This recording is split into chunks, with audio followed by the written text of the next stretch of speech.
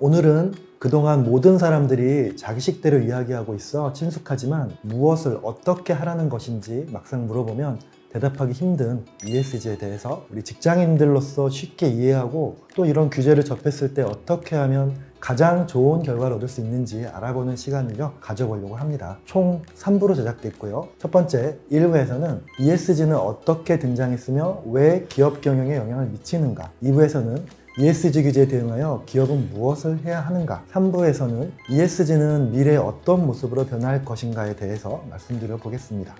먼저 ESG는 어떻게 등장했으며 왜 기업 경영에 영향을 미치는가에 대해 설명드리겠습니다. ESG는 아시다시피 환경, 사회, 지배구조의 머리글자입니다. 기업이 제품 생산과 서비스에서 환경에 미치는 영향을 관련하는 지표가 환경이고요. 사회는 임직원, 고객, 협력사, 지역사회, 정부 등 인권에 미치는 영향을 다루고 있습니다. 그리고 지배구조는 이 지표들이 굉장히 많죠. 그래서 전체적인 지표들의 기회, 영향과 위험 및 관리를 하는 체계를 말하는 겁니다. 여러분, 비행기에 뜨는 원리가 아직 규명되지 않은 거 알고 계시나요? 어떤 분야에서는 기술이 먼저고 과학이 이를 해석하려고 하는 경우들이 많이 있습니다. 아직 규명이 안 된 분야인 거죠. ESG가 여기에 해당합니다. 그러나 현상은요, ESG가 기업의 평가에 사용되고 있습니다. 그래서 우리는 ESG에 대해서 알아야 되는 것입니다. ESG를 평가에 사용하는 이유는 보시는 바와 같이 스마트폰과 SNS 환경이 기업의 주식을 순식간에 반토막 내고, 또 어떤 경우에는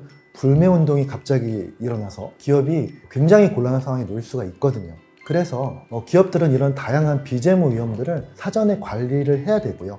그런 것들을 평가해서 투자에 이용하는 것. 그래서 ESG는 근본적으로 투자의 어떤 평가의 이런 분야에 속하는 것입니다. ESG가 활성화된 시기는요, 대략 유럽연합에서 NFRD라고 하는 500명 이상을 대상으로 하는 기업의 비재무정보 공시 의무가 시행된, 법은 2014년에 만들었지만 2018년부터 시행이 됐거든요. 그 시기와 일치합니다. 이후로 굉장히 많은 비재무 정보들이 이렇게 나타나게 됐고요. 이것들은 자산운용사나 신용평가사, 이런 평가기관들이 많이 활용을 하게 됐고요.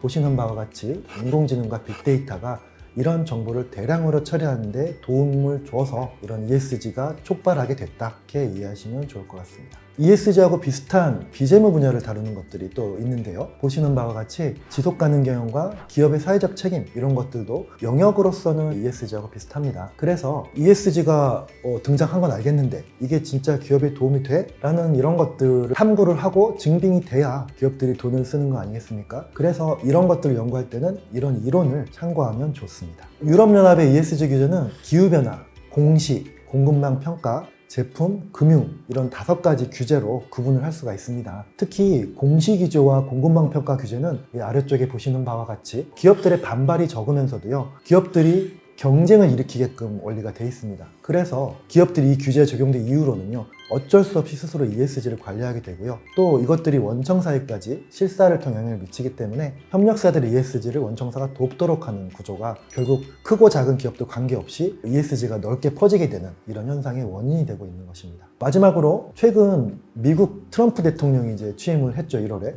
이후에 기후공시도 규제 철폐하려고 하고 있고요. 또 나라별로 이제 거대한 수치의 관세 협상을 하고 있지 않습니까? 그래서 유럽연합에서는, 이건 뭐 제 추측입니다만, 기업들이 매우 어려운 수출 환경이 놓이기 때문에 이런 규제를 좀 완화하거나 연기해서 도움을 주고자 하는 옴니버스법이라는 걸 발의를 했고요. 아마 2025년 말까지 이 법이 통과되는데 시간이 좀 걸리겠지만 그것들이 조금 주춤한 거는 ESG 입장에서 사실입니다. 하지만 제가 개인적인 의견은요, 적어도 ESG의 핵심 항목은 환경에서는 기후변화고요, 사회에서는 강제노동, 아동노동, 이런 분야들입니다. 이런 것들은 기업 평가에서 빠질 수가 없는 인간의 기본적인, 그리고 글로벌이 협력해서 해결해야 될 아주 시급한 과제이기 때문에 계속 이것들이 ESG 안에 속하면서 종합적인 ESG 평가를 견인할 것으로 저는 이해했습니다. 이상으로 ESG 등장 배경과 기업 경영 영향을 알아봤고요. 다음 영상에서는 기업은 이것에 대해서 무엇을 하면 좋은가, 이런 거를 함께 생각해보는 시간을 갖도록 하겠습니다. 저는 2부 영상에서 뵙도록 하겠습니다. 경청해주셔서 감사합니다.